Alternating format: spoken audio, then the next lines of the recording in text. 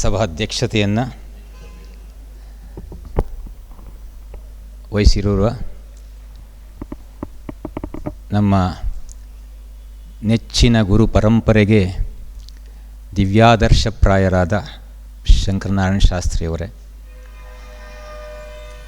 ಕರ್ನಾಟಕ ಸಂಘದ ಕಾರ್ಯದರ್ಶಿಯಾಗಿ ಕರ್ನಾಟಕ ಸಂಘಕ್ಕೆ ವಿದ್ಯುತ್ ಶಕ್ತಿಯನ್ನು ಕೊಡ್ತಾ ಇರುವಂತಹ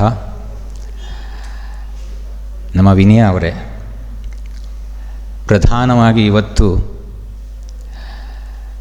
ನವಿಲುಗರಿ ಪ್ರಶಸ್ತಿಗೆ ಭಾಜನರಾಗಿರ್ತಕ್ಕಂತಹ ತುಂಬ ಆತ್ಮೀಯರು ಅಂತ ಹೇಳೋದಕ್ಕಿಂತ ಅದು ಕೆಳಗೆ ಬರಬೇಕು, ಪದಗಳಲ್ಲಿ ಹೇಳಲಿಕ್ಕಾಗೋದಿಲ್ಲ. ಅವರಿಂದ ಕಲಿಬೇಕಾದ ಭಾಳಷ್ಟಿದೆ. ಎಷ್ಟೇ ಎತ್ತರಕ್ಕೆ ಹೋದರೂ ನಿಂತ ನೆಲವನ್ನು ಮರೆಯದೆ ಸರಳವಾಗಿ ಜೀವನ ನಿರ್ವಹಣೆ ಮಾಡಿ, ಸಾಮಾಜಿಕವಾಗಿ ತನ್ನ ಬದುಕನ್ನು ಸಮರ್ಪಣೆ ಮಾಡಿ, ಸದ್ದಿಲ್ಲದೆ ಅನೇಕ ಪ್ರಶಸ್ತಿಗಳಿಗೆ ಭಾಜನರಾದರೂ ಕೂಡ ಎಲ್ಲಿಯೂ ತೋರಿಕೆಯನ್ನು ವ್ಯಕ್ತಪಡಿಸದೆ ಮುಗ್ಧತೆಯಿಂದ ಸರಳತೆಯಿಂದ ಕರ್ನಾಟಕ ಜನರ ಮಾನಸವನ್ನು ಗೆದ್ದ ಶ್ರೀಯುತ ಗಜಾನನ ಶರ್ಮಾ ಅವರೇ,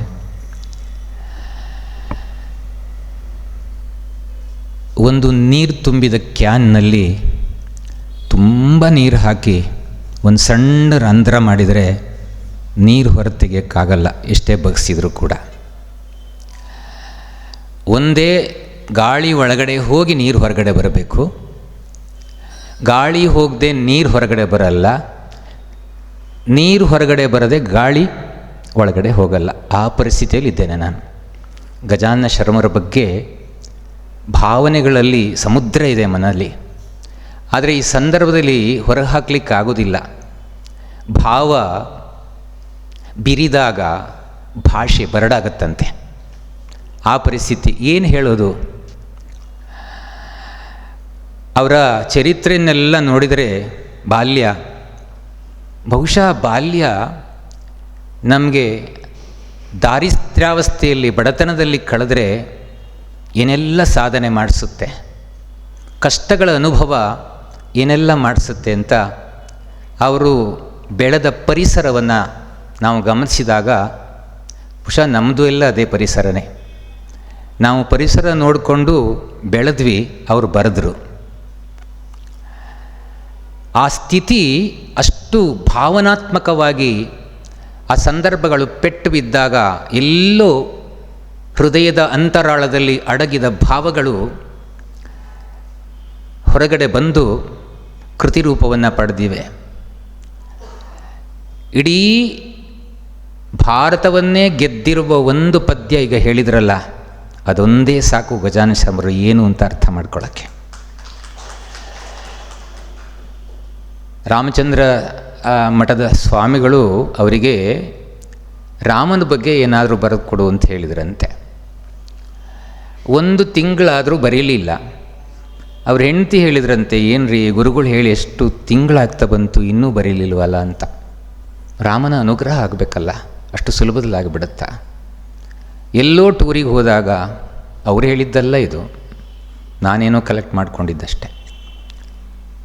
ಯಾವುದೋ ಅವರ ಎಲ್ಲ ಹಳೆ ವರ್ಕರ್ಸ್ ಎಲ್ಲ ಸೇರಿದ ಒಂದು ಕಾರ್ಯಕ್ರಮಕ್ಕೆ ಹೋದಾಗ, ಒಂದು ರೆಸಾರ್ಟಲ್ಲೋ ಇದ್ದಾಗ ಅದು ಮನಸ್ಸಲ್ಲಿತ್ತು, ಎಲ್ಲಿ ಏನೂ ಗೊತ್ತಿಲ್ಲ, ವಿಷಯ ಮಾತ್ರ ಇಷ್ಟು. ಅಲ್ಲಿ ಸಚಿನ್ ತೆಂಡೂಲ್ಕರ್ ಜೊತೆಗೆ ದಿಲ್ ಮಾಂಗೆ ಮೋರ್ ಅಂತ ಶಬ್ದ ಕಾಣಿಸ್ತಂತೆ. ನೋಡಿ, ಕವಿ ಸಮಯ ಅಪಾರೇ ಕಾವ್ಯ ಸಂಸಾರೇ ಕವಿರೇಕ ಪ್ರಜಾಪತಿ ಯಥಾಸ್ಮೈ ರೋಚತೆ ವಿಶ್ವಂ ತಥೈವ ಪರಿವರ್ತತೆ ಅಂತ ಒಂದು ಭಾವನೆ, ಅದು ಒಂದು ಶ್ಲೋಕ ಇದೆ. ಕವಿಗೆ ಏನು ಕಂಡರೂ ಕೂಡ ಅದಕ್ಕೊಂದು ಜೀವ ಕೊಡ್ತಾನೆ ಅಂತ ಮನಸ್ಸಲ್ಲಿ ತುಂಬಿಕೊಂಡಿತ್ತಲ್ಲ ರಾಮನ ಬಗ್ಗೆ ಬರೀಬೇಕು ಅಂತ. ಅದನ್ನು ನೋಡಿದ ತಕ್ಷಣ ಅವರಿಗೆ ಹೊಳೆದು ಬಿಡ್ತಂತೆ. ದಿಲ್ ಮಾಂಗೆ ಮೋರ್ ಅಂದರೆ ಅದೇ ಮೂಲ, ಮೊದಲನೇ ವಾಕ್ಯನೇ ಅದು. ಇನ್ನಷ್ಟು ಬೇಕೆನ್ನ ಹೃದಯಕ್ಕೆ ರಾಮ. ಅಲ್ಲಿಂದ ಶುರುವಾಗಿದ್ದು ಇಡೀ ರಾಮಾಯಣದ ಹೆಜ್ಜೆಗಳನ್ನು ಅನುಸರಿಸಿ ಆ ಪದ್ಯ, ಆ ಹಾಡು ಸುಮಾರು ಇವತ್ತಿಗೆ 5 ಕೋಟಿಗಳು ಹೆಚ್ಚು ಜನರಿಗೆ ಅದು ತಲುಪಿದೆ ಅಂದರೆ ಇಷ್ಟರವರೆಗೆ ಯಾವ ಕವಿಯ ಕಾವ್ಯವೂ ಕೂಡ ಅಷ್ಟು ಜನರಿಗೆ ಅತಿ ಶೀಘ್ರ ಸಮಯದಲ್ಲಿ ತಲುಪಿದ್ದಿಲ್ಲ. ನಮ್ಮ ಮುಂದಿಗೆ ಇಲ್ಲಿ ಕೂತ್ಕೊಂಡಿದ್ದಾರೆ, ಸರಳವಾಗಿದ್ದಾರೆ. ಅಷ್ಟೆಲ್ಲ ಅವರು ಬರೆದ ಆ ಕೃತಿಯನ್ನು ಓದಿದಾರಾ, ಮುಟ್ಟಿದೆಯಾ, ನಮಗೆ ಆಶ್ಚರ್ಯ ಪಡುವಷ್ಟು ಆಗ್ತಾಯಿದೆ. ಅಂದರೆ ಅವ್ರು ಹೇಳ್ತಾರೆ ಪ್ರೀತಿ ಅಂತ. ಪ್ರೀತಿಯೊಂದು ಭಗವಂತನ ಕಡೆಯಿಂದ ತುಂಬಿಕೊಂಡು ಬಿಟ್ಟರೆ ಅವನು ಮಾಡಿಸ್ಕೊಂಡು ಹೋಗ್ತಾನೆ. ಯಾವಾಗಲೂ ಅವ್ರು ಹೇಳ್ತಾರೆ, ಹಿಂದೆಲ್ಲ ಮದುವೆ ಮಾಡುವಾಗ ನನ್ನ ಮಗನಿಗೆ ಮಗಳಿಗೆ ಮದುವೆ ಮಾಡದೆ ಅಂತ ಹೇಳ್ಕೊಳ್ತಿರ್ಲಿಲ್ವಂತೆ. ಮದುವೆ ಆಯಿತು, 10 ಜನ ಸೇರಿ, 10 ಕುಟುಂಬಗಳು ಸೇರಿ ಎಲ್ಲ ಸಹಕಾರದ ಮನೋಭಾವದಿಂದ ಒಂದು ಸಡಗರದಿಂದ ಆ ಸಂಭ್ರಮಗಳು ನಡೀತಾ ಇತ್ತು. ದುರಂತ ಈಗೆಲ್ಲ ಕಾಂಟ್ರಾಕ್ಟ್ ಪ್ರೋಗ್ರಾಮ್ ಆಗಿದೆ. ತಿಥಿ ಕಾರ್ಯವೂ ಕಾಂಟ್ರಾಕ್ಟಲ್ಲೇ ಮುಗಿಯುತ್ತೆ. ಹಾಗಾಗಿ ಅವ್ರು ಹೇಳ್ತಾರೆ, ಅದು ನಾನು ಬರೆದದ್ದಲ್ಲ, ರಾಮ ಬರೆಸಿದ ಅಂತ. ಅಷ್ಟೆಲ್ಲ ಭಾವನೆಗಳನ್ನು ಅದರೊಳಗೆ ತುಂಬಿದಾರಲ್ಲ, ಆ ಪದಗಳು ನೋಡಿದಾಗ ಎಷ್ಟು ಖುಷಿಯಾಗುತ್ತೆ. ನಗುರಾಮ ನಗರಾಮ ಜಗರಾಮ ನೀನೇ. ಎಷ್ಟು ಚೆನ್ನಾಗಿದೆ ಆ ಪ್ರತಿಗಳು, ಆ ಪದಗಳಿದಾವಲ್ಲ. ಗುರಿ, ಗುರು, ಅರಿವು, ಮತಿ, ಗತಿ, ಧೃತಿ, ಆ ಶಬ್ದಗಳು ಹೇಗೆ ಬರ್ತವೆ ಅಂತ ಆಶ್ಚರ್ಯ ಆಗುತ್ತೆ. ರಾಮನ ಅನುಗ್ರಹ ಅದು. ಈ ಹಾಡನ್ನು ಅವರ ಸಿಂಪ್ಲಿಸಿಟಿಗೆ, ಸರಳತೆಗೆ ಒಂದು ಉದಾಹರಣೆ ಅಂದರೆ, ಈ ಹಾಡನ್ನು ಇವತ್ತೂ ಕೂಡ ಅವ್ರು ಎಲ್ಲೂ ಹೆಸರು ಹಾಕ್ಕೊಳ್ಳಲ್ಲ. ಇವತ್ತು ಯಾರೋ ನಾನು ಯೂಟ್ಯೂಬಲ್ಲಿ ನೋಡ್ತಾ ಇದ್ದೆ, ಈ ಹಾಡು ಹೇಳಿದ ಮೇಲೆ ಯಾವ ಪುಣ್ಯಾತ್ಮರು ಬರೆದಿದ್ದಾರೆ ಏನೋ, ಅವ್ರ ಹೆಸರು ಗೊತ್ತಿಲ್ಲ, ಅವರಿಗೆ ನಮೋ ನಮಃ ಅಂತ ಯಾರೋ ಹಾಕಿದ್ರು ಕಾಮೆಂಟು. ಅದನ್ನೇ ಈ ಹಾಡನ್ನು ಒಂದು ಸಿನಿಮಾದವರು ಬಳಸ್ಕೊಂಡ್ಬಿಟ್ರಂತೆ. ಯಾರು ಬರೆದಿದ್ದು ಗೊತ್ತಿಲ್ಲ. ಬಳಸ್ಕೊಂಡ್ಮೇಲೆ ಅವ್ರಿಗೆ ಯಾರೋ ಹೇಳಿದ್ದಾರೆ, ಗಜಾನನ ಶರ್ಮಾ ಅವರು ಬರೆದಿದ್ದದು, ಅನುಮತಿ ಪಡ್ಕೋಬೇಕಾಗಿತ್ತು ನೀವು, ಹಾಗೆ ನೀವು ಉಪಯೋಗಿಸ್ಕೊಂಡ್ಬಿಟ್ರಲ್ಲ ಅಂತ. ಇವರು ಎಲ್ಲೂ ಕ್ಲೈಮ್ ಮಾಡೋಕ್ಕೆ ಹೋಗಿಲ್ಲ. ನೋಡಿ, ನಾವೇ ಆ ಸ್ಥಾನದಲ್ಲಿದ್ದಿದ್ರೆ ಏನು ಮಾಡ್ತಿದ್ವಿ, ಅದು ಪ್ರಶ್ನೆ. ಕೊನೆಗೆ ಆ ಸಿನಿಮಾದವರೇ ಅವ್ರ ಮನೆಗೆ ಬಂದ್ರಂತೆ.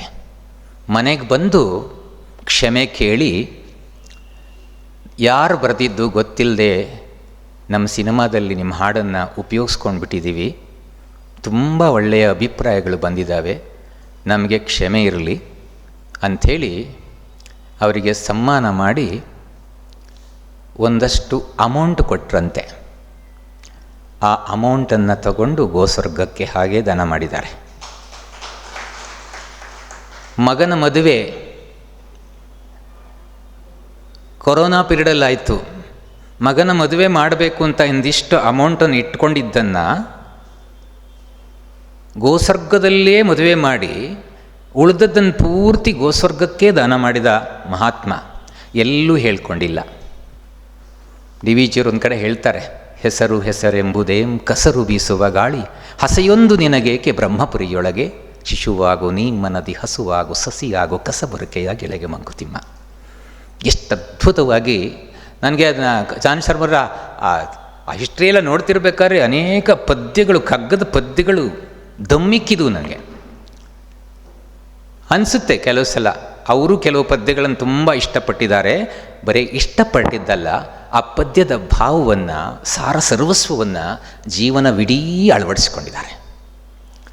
ಅತೀ ಕಷ್ಟದಲ್ಲಿ ಬೆಳೆದರು, ಬಾಲ್ಯದಲ್ಲಿಯೇ ತಾಯಿಯನ್ನು ಕಳ್ಕೊಂಡ್ರು. ತಂದೆ ಜೊತೆಗೆ ಅವರ ಸಹೋದರಿಯರು, ಚಿಕ್ಕಪ್ಪ ದೊಡ್ಡಪ್ಪ ಸೇರ್ಕೊಂಡು ಕೂಡು ಕುಟುಂಬ, ಏನೂ ಅವರಿಗೆ ಕೊರತೆ ಆಗದಂತೆ ಸಾಕಿದ್ರು ಪ್ರೀತಿಯಿಂದ. ಅಲ್ಲಿ ಚೆನ್ನಾಗಿ ಬೆಳೆದಿದ್ದರು. ಆಗ ಹಿನ್ನೀರಿನ ಶರಾವತಿಯ ಯೋಜನೆಯಿಂದಾಗಿ ಅವರು ಹೇಳ್ತಾರೆ, ಕಣ್ಣೆದುರುಗಡೆ ಬೆಳೆದ ಗದ್ದೆ ತೋಟ ಹಂತ ಹಂತವಾಗಿ ನೀರು ಆವರಿಸ್ತಾ ಇರಬೇಕಾದ್ರೆ ನಮ್ಮ ಭಾವನೆಗೆ ಎಷ್ಟು ಪೆಟ್ಟಿರ್ಬೋದು. ಅವೆಲ್ಲ ಸೇರ್ಕೊಂಡಿದೆ ಈ ಕೃತಿಗಳು ಬರಲಿಕ್ಕೆ. ಆಮೇಲೆ ಈ ಹೃದಯ ವೈಶಾಲ್ಯತೆ ಜನರದ್ದು. ಎಕರೆಗಟ್ಟಲೆ ಕಬ್ಬು ಹಾಕ್ತಿದ್ರಂತೆ ಅವರು ಊರಲ್ಲಿ, ಅವ್ರ ಮನೇಲೇ ಹಾಕ್ತಾ ಇದ್ರಂತೆ. ಇವರೇನಾದರೂ ತಾಯಿಯ ತಂದೆ ಅವರಲ್ಲೂ ಕಬ್ಬಿರ್ತಾ ಇತ್ತು, ಕಬ್ಬಿನ ಆಲೆ ಮನೆಗೆ ಅವರೇನಾದ್ರು ಅವ್ರು ಮಾಡಿದ ಆಲೆ ಮನೆಗೆ ಹೋಗದೆ ಇದ್ದರೆ ಅವ್ರಿಗೆ ಕೈ ಬೇರೆ ಇರಲಿಲ್ವಂತೆ. ತಾಯಿಯ ತಂದೆಗೆ ಎಲ್ಲೋ ಅಡಿಕೆ ಮರದಿಂದ ಬಿದ್ದು ಏನೋ ಕೈ ಮುರಿದೋಗಿದೆ, ಒಂದು ಕೈ ಇಲ್ಲವೇ ಇಲ್ಲ. ಕಬ್ಬಿನ 3 ತುಂಡುಗಳನ್ನು ಬಗಲಲ್ಲಿ ಇಟ್ಟುಕೊಂಡು ಗುಡ್ಡ 2-3 ಗುಡ್ಡ ದಾಟಿ ಇವ್ರಿಗೆ ತಂದು ಕೊಡ್ತಾ ಇದ್ರಂತೆ. ಇವ್ರ ಮನೇಲಿ ಬೇಕಾದಷ್ಟು ಕಬ್ಬಿದೆ, 3 ತುಂಡು ತಂದು ಕೊಡಬೇಕಾದ್ರೆ ಎಂಥ ಪ್ರೀತಿ ನೋಡಿ, ಪ್ರೀತಿಗೆ ಎಂಥ ಅದ್ಭುತವಾದ ಶಕ್ತಿ ಇದೆ. ತುಂಬ ಕಷ್ಟಪಟ್ಟಿದ್ದಾರೆ, ನಾವು ಕಷ್ಟಪಟ್ಟಿದ್ವಿ. ಅವರು ದನ ಕಾದಿದ್ದಾರೆ, ನಾನು ದನ ಕಾದಿದ್ದೀನಿ. ಅವರು ದನ ಕಾದು ಕೃಷ್ಣನ ಅನುಗ್ರಹ ರಾಮಾನುಗ್ರಹ ಪಡ್ಕೊಂಡ್ರು, ನಮ್ಗೆ ಯಾವಾಗ ಸಿಗುತ್ತೋ ಗೊತ್ತಿಲ್ಲ. ಅವೆಲ್ಲ ನೋಡಿ ಎಷ್ಟು ಚೆನ್ನಾಗಿ ಅವರ ಮನಸ್ಸಿನ ಮೇಲೆ ಪ್ರಭಾವ ಬೀರ್ತಾ ಇತ್ತು. ನಿನಗಿರದ ಕಣ್ಬಾಯಿ ವಾಲ್ಮೀಕಿಗೆ ಅಂತಾಯಿತು, ಮುನಿ ಕವಿತೆಗಿರದ ಎದೆ ನಿನ್ನೊಳಗಡೆ ಎಂತಾಯಿತು, ಘನಮಹಿಮನೊಳು ಜ್ವಲಿಸುತ್ತ ಇತರರಳು ನಿದ್ರಿಸುತ್ತ ಅನಲನೆಲ್ಲರೊಳಿಹನು ಮಂಕುತಿಮ್ಮ. ಕವಿತ್ವ ಹೇಗೆ ಇರುತ್ತೆ ಅಂತ ಹೇಳ್ತಾರೆ ಡಿ ವಿ ಜಿ. ನಿನಗಿರದ ಕಣ್ಬಾಯಿ ವಾಲ್ಮೀಕಿ ಮುನಿಗೆಂತಾಯಿತು, ವಾಲ್ಮೀಕಿಗೆಂತಾಯಿತು, ಮುನಿ ಕವಿತೆಗೆ ಎಡೆ ಎಂತಾಯಿತು. ನಮಗೂ ಇದೆ ಕಣ್ಣು ಬಾಯಿ ಎಲ್ಲ, ವಾಲ್ಮೀಕಿಗೂ ಇತ್ತು. ವಾಲ್ಮೀಕಿ ರಾಮಾಯಣ ಬರೆದರು. ಆದರೆ ವಾಲ್ಮೀಕಿಯೇ ಬರೆದ ರಾಮಾಯಣ ನಮ್ಮ ಎದೆಗಳಲ್ಲೂ ಮನೆ ಮಾಡ್ಕೊತಲ್ಲ, ಆಶ್ರಯ ಪಡ್ಕೊಳ್ತಲ್ಲ. ಆದ್ದರಿಂದ ಒಂದು ತೀರ್ಮಾನಕ್ಕೆ ಬರ್ತಾರೆ ಡಿ ವಿ ಜಿ, ಆ ಅನಲ ಕರ್ತೃತ್ವ ಶಕ್ತಿ, ಕವಿತ್ವ ಶಕ್ತಿ ಏನಿದೆ, ಆ ಜ್ಯೋತಿ, ಆ ಶಕ್ತಿ ಮಹಾತ್ಮರಲ್ಲಿ ಜ್ವಲಿಸ್ತಾ ಇರುತ್ತಂತೆ, ಇತರರಳು ನಿದ್ರಿಸ್ತಾ ಇರುತ್ತಂತೆ. ನಮ್ಮಲ್ಲೂ ಇಲ್ಲ ಅಂತೇನಿಲ್ಲ, ನಿದ್ರೆ ಮಾಡಿಸಿದ್ದೀವಿ ಅಷ್ಟೇ, ಹಾಯಾಗಿ ಜೋಗುಳ ಹಾಡಿ. ಪ್ರತಿಯೊಬ್ಬನೂ ಕೂಡ ಅಮಂತ್ರಂ ಅಕ್ಷರಂ ನಾಸ್ತಿ, ನಾಸ್ತಿ ಮೂಲ ಮನೌಷಧಂ ಅಯೋಗ್ಯ ಪುರುಷೋ ನಾಸ್ತಿ, ಯೋಜಕಸ್ತತ್ರ ದುರ್ಲಭ.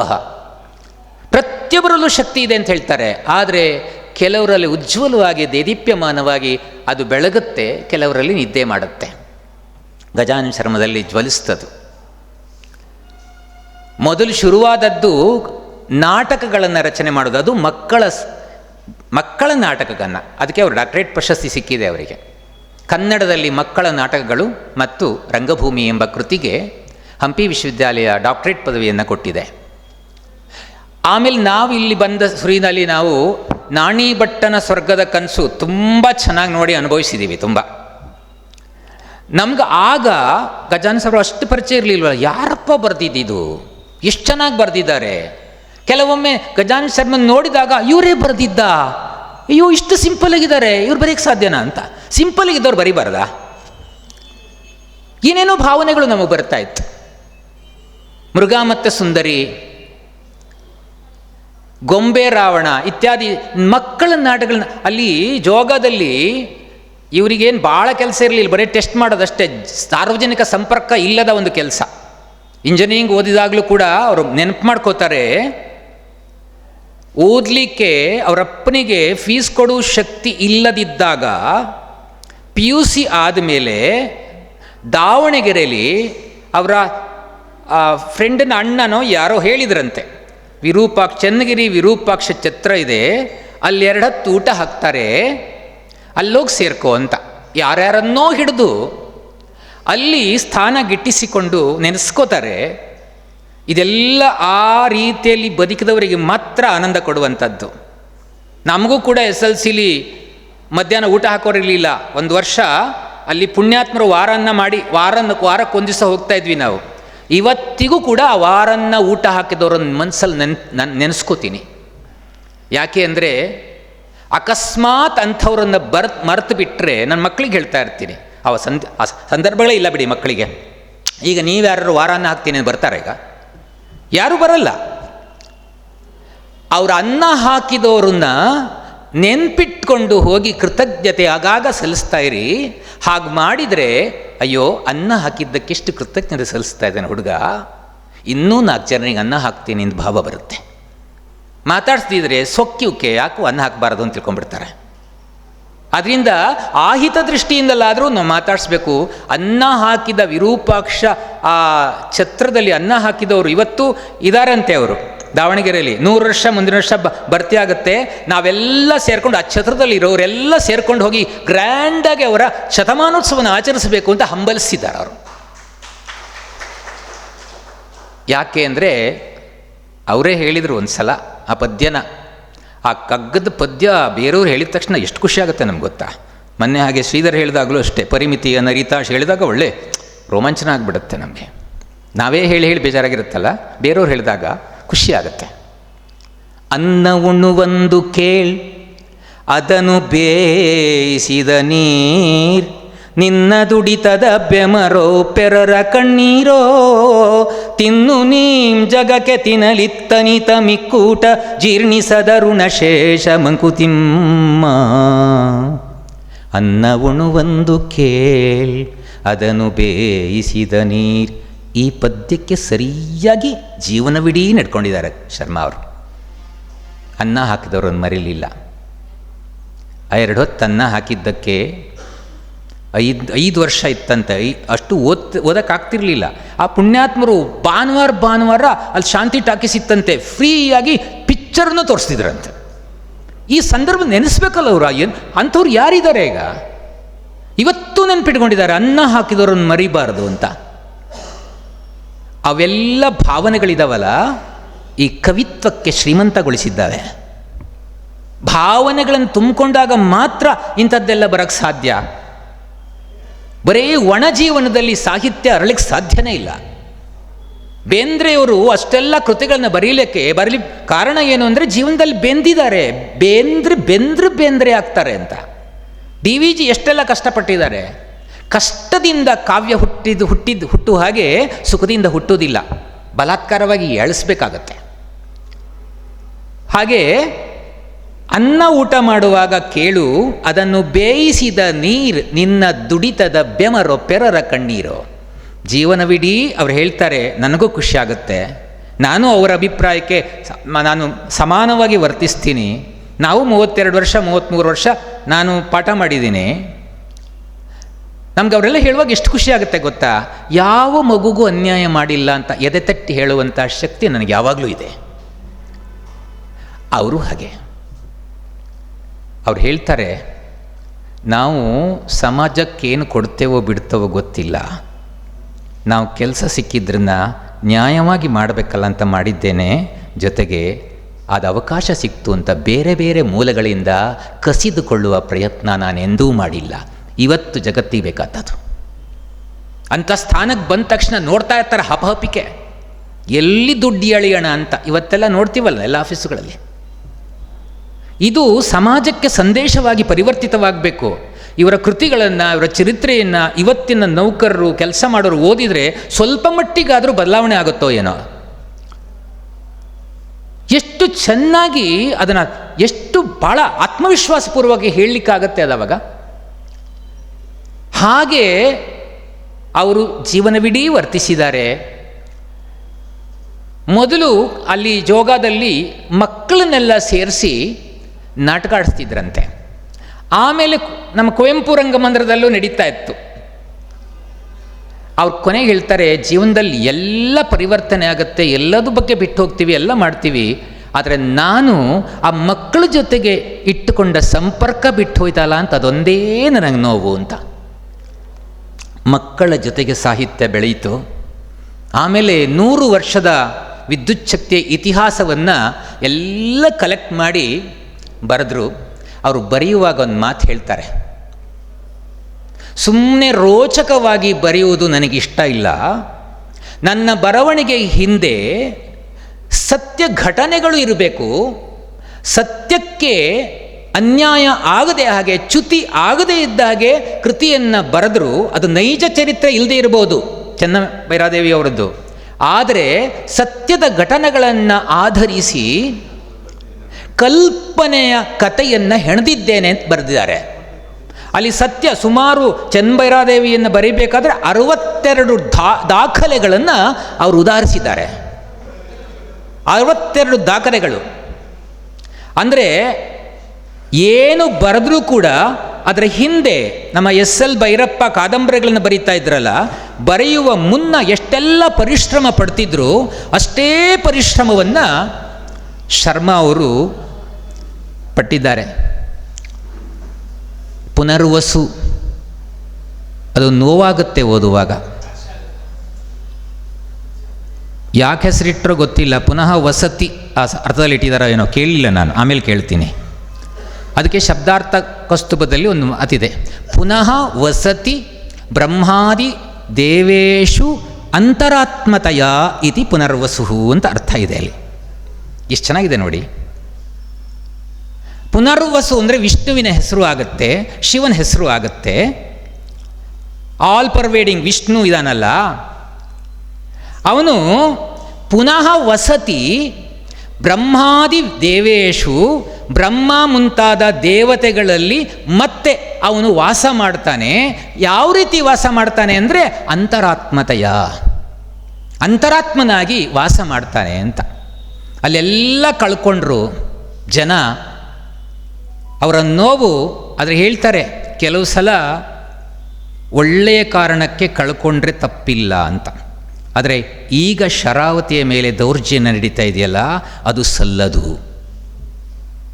ಅವ್ರು ಹೇಳ್ತಾರೆ, ಮುಂದೆ 5-6 ವರ್ಷಕ್ಕೆ ಹೋದ್ಮೇಲೆ ಈ ಎಲ್ಲ ಯೋಜನೆಗಳೆಲ್ಲ ನೀರಸ ಆಗ್ಬೋದು, ಸುಮ್ಮನೆ ಕಾಡು ಕಡ್ದು ವೇಸ್ಟ್ ಮಾಡಿದ್ದೇ ಆಗ್ಬೋದು. ಸೋಲಾರ್ ಎನರ್ಜಿ ಬರ್ತಾ ಇದೆ, ಅದೇನಾದ್ರು ತುಂಬ ಯಶಸ್ವಿ ಆಯಿತು ಅಂದರೆ ಇದು ಯಾವುದರ ಅಗತ್ಯವೂ ಇಲ್ಲ. ಶರಾವತಿ ಪಾಪ ಸ್ವರ್ಗಿದ ಹುಡುಗಿ, ಅವಳು ಸ್ವರ್ಗಿದ ಹುಡುಗಿ, ಅವಳಿಗೆ ಮಾತಾಡಕ್ಕೆ ಬರಲ್ಲ, ಕಿವಿ ಕೇಳಲ್ಲ, ಅದೇ ಅಲ್ವಾ, ಮಾತಾಡಲ್ಲ, ಯಾರು ಏನು ಮಾಡಿದರೂ ಮಾತಾಡಲ್ಲ ಅವಳು. ಅದಕ್ಕೆ ಅಲ್ಲಿಗೇ ಎಲ್ಲ ಯೋಜನೆಗಳು ಹೋಗ್ತವೆ. ಇನ್ನೆಷ್ಟು ನಾಶ ಮಾಡಬೇಕು ಇವರು? ಪರಿಸರ ಅಂತ ಬರೀ ನಾಟಕ ಮಾಡ್ತಾರೆ ಹೊರತು ಆ್ಯಕ್ಚುಯಲ್ ಏನು ಮಾಡಬೇಕು, ವಿಶ್ವೇಶ್ವರಯ್ಯನ ಹಾಗೆ ಯೋಚನೆ ಮಾಡಿದಾರಾ? ಅವ್ರು ಏನಾದರೂ ಒಂದು ಯೋಜನೆ ಹಾಕಬೇಕಾದ್ರೆ 100 ಬಾರಿ ಯೋಚನೆ ಮಾಡ್ತಿದ್ರು, ಅಷ್ಟು ಯಶಸ್ವಿ ದಿವಾನರಾದವರು. ವಿಶ್ವೇಶ್ವರಯ್ಯ ಮತ್ತು ಮಿರ್ಜಾ ಇಸ್ಮಾಯಿಲ್ ಅವರು ಕೂಡ ಅವ್ರಿಗೆ ಬೇರೆ ಅಲ್ವೇ ಇಲ್ಲ ಅಂತ ಹೇಳ್ತಾರೆ. ಇರಾನಿಂದ ಬಂದವರಂತೆ ಮಿರ್ಜಾ ಇಸ್ಮಾಯಿಲ್. ಅವರು ಬರೆದ ಕೃತಿಗಳನ್ನು ಕನ್ನಡೀಕರಿಸಿದ್ದಾರೆ, ಅನುವಾದ ಮಾಡಿದ್ದಾರೆ, ಪ್ರವಾಸ ಕಥನ ಬರೆದಿದ್ದಾರೆ. ಒಂದಲ್ಲ ಎರಡಲ್ಲ. ಹೇಗೆ ಬರೀಲಿಕ್ಕೆ ಸಾಧ್ಯ ಆಯಿತು?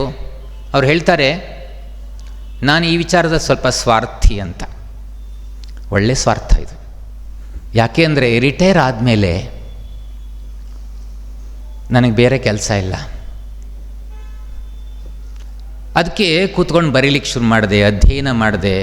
ರಿಟೈರ್ ಆದ ಲೈಫು ಸಾಮಾಜಿಕವಾಗಿ ಉಪಯೋಗ ಆಗುತ್ತೆ ಅಂದರೆ ಇದಕ್ಕಿಂತ ಬೆನಿಫಿಟ್ ಏನು? ಸಮಾಜಕ್ಕೊಂದು ಉಪಯೋಗ ಆಗ್ತಿದೆಯಲ್ಲ, ಎಷ್ಟೋ ಜನರ ಬಡಿದೆಪ್ಪಿಸ್ತೆ. ಇನ್ನು ಜಾಡ್ಯ ನಿರ್ದೆ ಮಾಡೋರಿಗೆ ಏನೂ ಮಾಡೋಕ್ಕಾಗಲ್ಲ. ಹಾಗಾಗಿ ಅಲ್ಲಿ ಪುನರ್ವಸುವಲ್ಲಿ ಒಬ್ಬ ಹೆಗ್ಡೆ ಅವರು ಮಾತಾಡ್ತಾರೆ, ಎಷ್ಟು ಚೆನ್ನಾಗಿದೆ. ಆ ಶರಾವತಿಯ ಆ ಯೋಜನೆಗಳ ಬಗ್ಗೆ ಹೇಳ್ತಾರೆ. ಒಂದು ಹಸುವನ್ನು ಕಂಪೇರ್ ಮಾಡ್ಕೋತಾರೆ ಅವರು. ಹಸುಗೆ 4 ಮಲೆಗಳಿರ್ತವೆ. 4 ಮಲೆಗಳಲ್ಲಿ 1 ಮಲೆಯನ್ನು ಕರುವಿಗಾಗಿ ಬಿಡಬೇಕು, 3 ಮಲೆಗಳನ್ನು ಕರಿಬೋದು. ಎಷ್ಟು ಆ ಮಲೆನಾಡಿನಲ್ಲಿ ಆ ಏರಿಯಾದಲ್ಲಿ ಎಷ್ಟು ಕೃತಜ್ಞತೆ ಇತ್ತು ನೋಡಿ. ಸಂತತಿ ಬೆಳಿಬೇಕಲ್ಲ, ಯಾವುದೇ ಕಾರಣಕ್ಕೂ 4 ಅದು ಒಂದು ಬಿಟ್ಟ ಮೊಲೆಯನ್ನು ಕೈ ಹಾಕ್ತಿರಲಿಲ್ಲ. ಆದರೆ ಈಗೇನಾಗಿದೆ, ಇವತ್ತಿನೆಲ್ಲ ಯೋಜನೆಗಳೆಲ್ಲ ಬರೇ 4 ಮಲೆಗಳ ಹಾಲನ್ನು ಕರೆಯುವುದು ಮಾತ್ರ ಅಲ್ಲ, ಕೆಚ್ಚಲನ್ನೇ ಕತ್ತರಿಸುವ ಪ್ರವೃತ್ತಿ ಈಗ ನಡೀತಾ ಇದೆ ಅಂತ. ಇದು ಎಚ್ಚರ ಆಗಬೇಕು, ಸರ್ಕಾರಕ್ಕೆ ನೇರವಾಗಿ ಇದು ಎಚ್ಚರ ಆಗಬೇಕಲ್ವಾ? ಯಾರು ಎಚ್ಚರ ಮಾಡೋದು ಇದನ್ನು? ನಾವೆಲ್ಲ ಕೃತಿಗಳನ್ನು ಓದಬೇಕು. ಚೆನ್ನಭೈರಾದೇವಿದಂತೂ 55 ವರ್ಷಗಳ ಕಾಲ ಹೆಣ್ಣು ಮಗಳು ಆಳಿದಾಳೆ ಅಂದರೆ ಯಾರಿಗೆ ಗೊತ್ತಿತ್ತು? ಗಜಾನನ ಶರ್ಮರ ಒಂದು ಕಾರಣದಿಂದಾಗಿ ಚೆನ್ನಭೈರಾದೇವಿ ಅಲ್ಲಿ ಹಾಡೋವಳ್ಳಿಯಲ್ಲಿ ಹುಟ್ಟಿದವಳು ರಾಷ್ಟ್ರಪತಿ ಭವನಕ್ಕೂ ನಡ್ಕೊಂಡು ಹೋದ್ಲಲ್ಲ. ದ್ರೌಪದಿ ಮುರ್ಮು ಅವರು ಹೇಳಿದ್ರಂತೆ, ಸುವರ್ಣಾಕ್ಷರದಲ್ಲಿ ಬರೆದಿಡುವುದಲ್ಲ, ಅವಳ ಚರಿತ್ರೆಯನ್ನು ವಜ್ರಾಕ್ಷರದಲ್ಲಿ ಬರೀಬೇಕು ಅಂತ.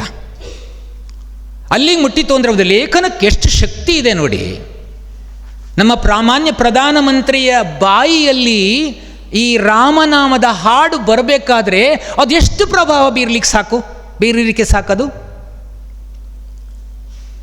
ಎಷ್ಟು ಪ್ರಭಾವ ಬೀರಿದೆ ನೋಡಿ. ಹಾಗಾಗಿ ಎಷ್ಟು ಎತ್ತರಕ್ಕೆ ಏರಿದೆ ಆ ಕೃತಿಗಳೆಲ್ಲ. ನಮಗೆ ಖುಷಿಯಾಗುತ್ತೆ, ಇಂಥ ಬರೆದ ಕೃತಿಗಳು ನಮ್ಗೆ ತುಂಬ ಹತ್ತಿರದಲ್ಲಿದ್ದಾರಲ್ಲ ಅಂತ. ಅಷ್ಟು ಸರಳ. ಮೊನ್ನೆ ಅವರ ಊರಿನವ್ರ ಆತ್ಮೀಯರು ಯಾರೋ ಸಿಕ್ಕಿದ್ರು, ನಾನು ಹೀಗೆ ಮಾತಾಡ್ತಾ ಇದ್ದೆ. ಗಜಾನನ ಶರ್ಮನ ಯಾಕೆ ನಾವು ತುಂಬ ಇಷ್ಟಪಡ್ತೀವಿ ಅಂದರೆ, ಯಾವತ್ತೂ ಕೂಡ ಗರ್ವ ಮಾಡಿದ್ದಿಲ್ವೇ ಇಲ್ಲ. ಎಂಥ ಪೊಸಿಷನ್ಲಿರಲಿ ಅಹಂಕಾರ ಪಟ್ಟಿದ್ದಿಲ್ಲ. ಮುಖದಲ್ಲಿ ಮುಗ್ಧ ಭಾವ, ಮಕ್ಕಳ ಮನಸ್ಸು. ಅವ್ರು ಹೇಳಿದರು, ಗಜಾನನ ಶರ್ಮ ಮಾತಾಡುವಾಗ ಒಂದು ಮಗುವಿನ ಹತ್ರ ಮಾತಾಡುವಾಗಲೂ ಹಿರಿಯರಿಗೆ ಎಷ್ಟು ಗೌರವ ಕೊಡ್ತಾರೋ ಅಷ್ಟೇ ಗೌರವ ಕೊಟ್ಟು ಮಾತಾಡ್ತಾರೆ ಅಂತ.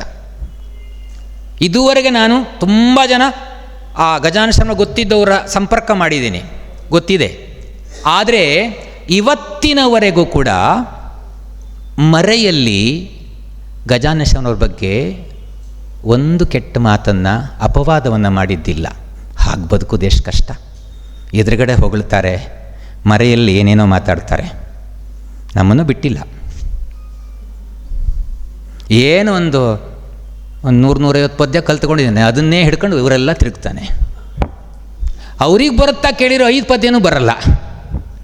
ಇನ್ನೊಮ್ಮೆ ನಂಗೆ ನೆನಪಾಗುತ್ತೆ, ಈ BB ಸ್ಟ್ರೀಟಲ್ಲಿ ಕಟ್ಟೆ ಮೇಲೆ ಕೂತ್ಕೊಂಡು ಮಾತಾಡ್ತಿದ್ರಂತೆ. ಈ ನೆಹರು ರೋಡಲ್ಲಿ ಜೋಯ್ಸ್ ವಾಚ್ ವರ್ಕ್ಸ್ ಅಂತ ಒಂದಿದೆ. ಸಾಮಾನ್ಯವಾಗಿ ಅವ್ರು ತುಂಬ ಆತ್ಮೀಯರು ನಮಗೆ. ಯಾವಾಗಲೂ ನಮ್ಮ ಜಯಂತು ಎಲ್ಲ ಹೋಗ್ತಾ ಇರ್ತೀವಿ ನಾವು. ಅಲ್ಲಿ ಯಾವಾಗಲೂ ಸ್ವಲ್ಪ ಫ್ರೀ ಇದ್ದಾಗ ಅವ್ರನ್ನ ಮಾತಾಡ್ಸ್ಕೊಂಡು ಬರ್ತಿದ್ವಿ. ಇದು ಎಂಥ ಅಪವಾದಕ್ಕೆ ಕಾರಣ ಆಯಿತು ಅಂದ ಮೇಲೆ ಅಂದರೆ, ಸುಮ್ಮನೆ ಹೀಗೆ ಮಾತಾಡುವಾಗ ಇವರು ಕಗ್ಗ ಭಾಳ ಚೆನ್ನಾಗಿ ಹೇಳ್ತಾರೆ, ಆದರೆ ಹೆಂಡದ ಸವಾಸ ಭಾಳ ಇದೆ ಅಂತ. ಹೆಂಡದ ಅಂಗಡಿ ಅಲ್ಲೇ ಓಣಿಲಿ ಒಂದು ಹೆಂಡದ ಅಂಗಡಿ ಇದೆ, ನಂಗೆ ಗೊತ್ತಿಲ್ಲ. ಅವ್ರು ಮಾತಾಡ್ತಾ ಕೂತ್ಕೊಂಡಿದ್ದಾರಂತೆ. ಹೆಂಡದ ಸವಾಸ ಇವ್ರಿಗೆ ಜಾಸ್ತಿ ಅಂತ ಕನಸಲ್ಲೂ ನಾನು ಯೋಚನೆ ಮಾಡಿಲ್ಲ. ಅಪವಾದಗಳು ಹೆಂಗೆ ಬರ್ತವೆ ನೋಡಿ. ಅದು ಯಾಕೆ ನನ್ನ ಮೇಲೆ ಅಪವಾದ ಮಾಡಿದ್ದಕ್ಕೋ ಏನೋ, ಹೆಂಡದಂಗಡಿ ಮುಚ್ಚೋಯ್ತು. ಹೆಂಡದಂಗಡಿ ಮುಚ್ಚೋದೆಲ್ಲರೂ ನೋಡಿದ್ರ? ಅಲ್ಲಿ ಮುಚ್ಚೋಗಿದೆ. ಹೀಗೆ ಮರೆಯಲ್ಲಿ ತುಂಬ ಮಾತಾಡ್ತಾರೆ. ಆದರೆ ಗಜಾನನ ಶರ್ಮರ ಹಿಂದೆ ಮಾತಾಡಲಿಕ್ಕಾಗದಿದ್ದಷ್ಟು ಕೆಪಾಸಿಟಿ ಅವರಲ್ಲಿದೆ. ಇದನ್ನು ನಾವು ಮೆಚ್ಚಬೇಕಲ್ವಾ? ಆದ್ದರಿಂದ ನವಿಲಗರಿ ಪ್ರಶಸ್ತಿ ಈ ಕರ್ನಾಟಕ ಸಂಘ 99 ದಶಕಗಳಿಂದಲೂ ಕೂಡ ಸಾಹಿತ್ಯದ ನವಿಲನ್ನು ನರ್ತನ ಮಾಡಿಸ್ತಾ ಬರ್ತಾ ಇದೆ. ಇದು ನನ್ನ ಪಾಲಿಗೆ ಕರ್ನಾಟಕ ಸಂಘ ನವಿಲಗಿರಿ. ಗಿರಿಯಲ್ಲದೆ ಹುಲ್ಲು ಮುರಡಿಯಲ್ಲಾಡುವುದೇ ನವಿಲು ಅಂತ ಅಕ್ಕ ಮಹಾದೇವಿ ಹೇಳ್ತಾಳಲ್ಲ, ಇದೊಂದು ಗಿರಿ.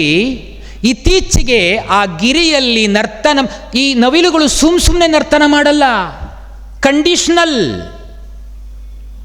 ಮೋಡಗಳು ಆವರಿಸಿದಾಗ ಮುಗಿಲ ಕರೆ ಕೇಳಿ ನವಿಲಾಡದೇನು? ಮುಗಿಲ ಕರೆ ಕೇಳಬೇಕು, ಆಡಬೇಕಾದ್ರೆ ಸುಮ್ಮನೆ ಆಡಲ್ಲ. ಹುಚ್ಚ ಬಟ್ಟೆ ಕುಣಿಯಲ್ಲ. ಹುಚ್ಚ ಬಟ್ಟೆ ಕುಣಿದ್ರೆ ನವಿಲು ನರ್ತನ ಆಗಲ್ಲ. ಅದಕ್ಕೆ ಗಾಂಭೀರ್ಯ ಇದೆ. 90 ವರ್ಷಗಳಿಗೂ ಹೆಚ್ಚು ಆ ಗಂಭೀರತೆಯನ್ನು ಉಳಿಸಿಕೊಂಡು ಬಂದಿದೆಯಲ್ಲ ಈ ಕರ್ನಾಟಕ ಸಂಘ. ಇಲ್ಲಿ ನವಿಲ ಗರಿ ಪ್ರಶಸ್ತಿ ತಗೊಳ್ತಾ ಇರೋದು ನಮಗೆಲ್ಲರಿಗೂ ಹೆಮ್ಮೆ. ಗರಿದು ಒಂದು ಸಣ್ಣ ಕತೆ ಇದೆ. ರಾಮಾವತಾರದಲ್ಲಿ ರಾಮನಿಗೆ ಎಲ್ಲೋ ಬಾಯಾರಿಕೆ ಆಯ್ತಂತೆ, ನೀರು ಬೇಕು ಅಂತ ಅರಸ್ತಾ ಇದ್ನಂತೆ.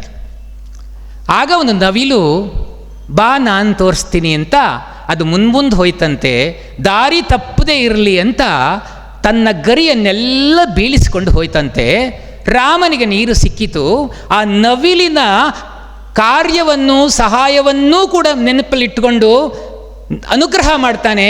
ಮುಂದಿನ ಅವತಾರದಲ್ಲಿ ನಾನು ನಿನಗೆ ಕೊಡಬೇಕಾದ ಮಾನ್ಯತೆಯನ್ನು ಕೊಡ್ತೇನೆ ಅಂತ ಹೇಳಿ ಕೃಷ್ಣಾವತಾರದಲ್ಲಿ ನವಿಲ ಗರಿಯನ್ನು ಕಿರೀಟದ ಮೇಲೆ ಏರಿಸ್ಕೊಂಡ. ಕೃಷ್ಣನ ಗುರುತಿಸುವುದೇ ಈ ನವಿಲ ಗರಿಯಿಂದ.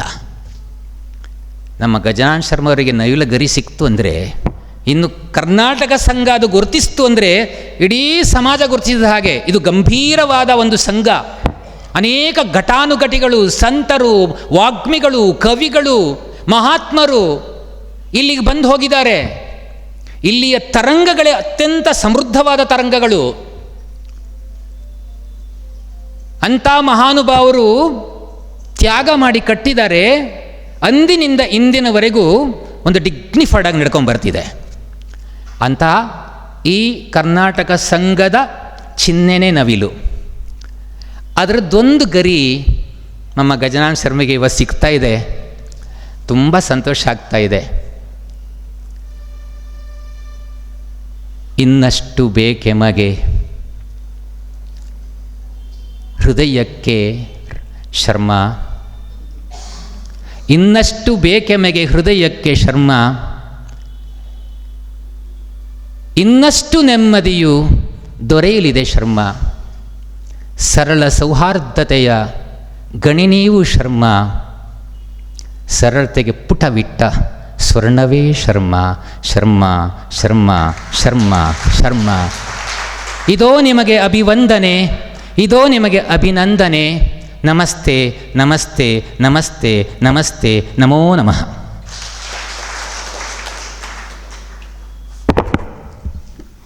ಗಜಾನನ ಶರ್ಮರ ಬದುಕು ಬರಹದೊಂದಿಗೆ ಅತ್ಯಂತ ಆತ್ಮೀಯವಾಗಿ ಅಭಿನಂದನಾ ನುಡಿಗಳನ್ನು ಆಡಿದಂಥ ನಟೇಶ್ ಸರ್ ಅವರಿಗೆ ಧನ್ಯವಾದಗಳು ಸರ್.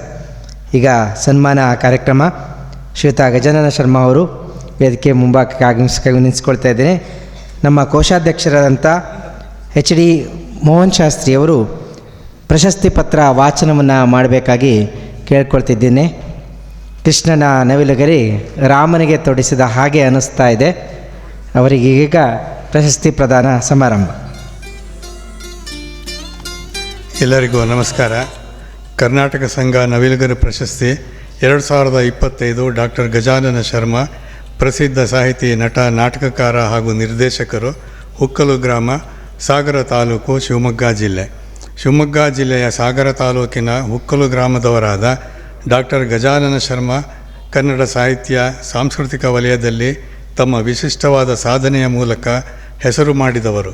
ಐತಿಹಾಸಿಕ ಹಿನ್ನೆಲೆಯ ಅಧ್ಯಯನಪೂರ್ಣ ಸೃಜನಶೀಲ ಕಾದಂಬರಿಗಳ ಮೂಲಕ ಜನಪ್ರಿಯರಾದ ಡಾಕ್ಟರ್ ಗಜಾನನ ಶರ್ಮಾ ಅವರು ಮಕ್ಕಳ ಸಾಹಿತ್ಯ, ನಾಟಕ, ಅನುವಾದ, ಪ್ರವಾಸ ಸಾಹಿತ್ಯ ಮುಂತಾದ ಪ್ರಕಾರಗಳಲ್ಲಿ ಕೃತಿಗಳನ್ನು ರಚಿಸಿ ಕನ್ನಡ ಸಾಹಿತ್ಯ ಕ್ಷೇತ್ರವನ್ನು ಶ್ರೀಮಂತಗೊಳಿಸಿರುತ್ತಾರೆ.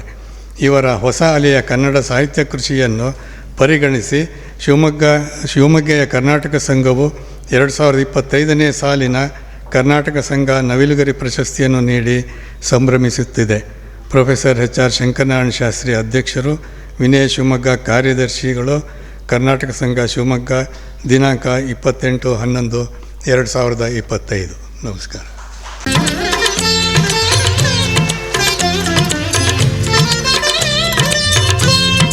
ನಮ್ಮ ಕಾರ್ಯಕಾರಿ ಸಮಿತಿಯ ಸದಸ್ಯರೆಲ್ಲರೂ ವೇದಿಕೆಗೆ ಆಗಮಿಸಬೇಕಾಗಿ ವಿನಂತಿಸಿಕೊಳ್ತಿದ್ದೇನೆ. ನಮ್ಮ ಪೂರ್ವಾಧ್ಯಕ್ಷರುಗಳು ಮತ್ತು ಕಾರ್ಯಕಾರಿ ಸಮಿತಿ ಸದಸ್ಯರೆಲ್ಲರೂ ಭಾವಚಿತ್ರಕ್ಕಾಗಿ ಆಗಮಿಸಿ.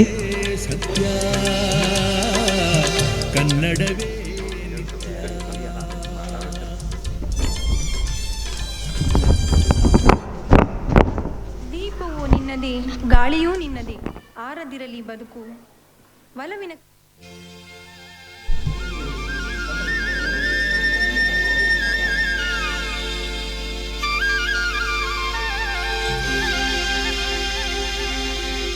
ಡಾಕ್ಟರ್ ಗಜಾನನ ಶರ್ಮಾರವರು ಪ್ರಶಸ್ತಿ ಸ್ವೀಕರಿಸೋದಕ್ಕೆ ಅಭಿನಂದನೆ ಸಲ್ಲಿಸುತ್ತಾ ಅವರು ಈ ಸಂದರ್ಭದಲ್ಲಿ ಮಾತನಾಡಬೇಕಾಗಿ ವಿನಂತಿಸಿಕೊಳ್ತಿದ್ದೇನೆ.